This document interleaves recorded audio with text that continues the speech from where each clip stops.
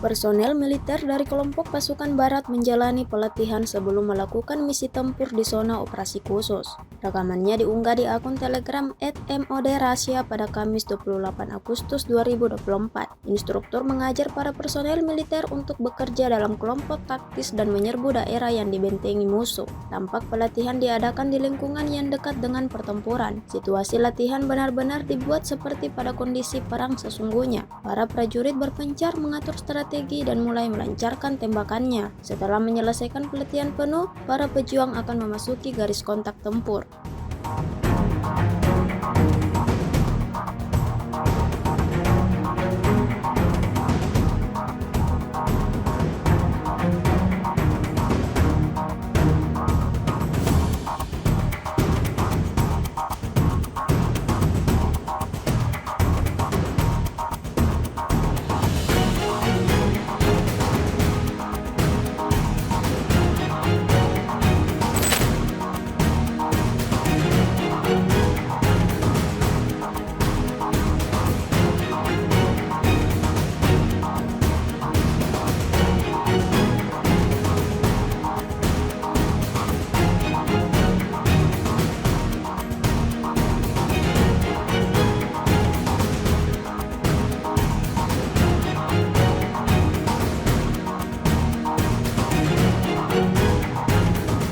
Download Tribun X sekarang, menghadirkan lokal menjadi Indonesia.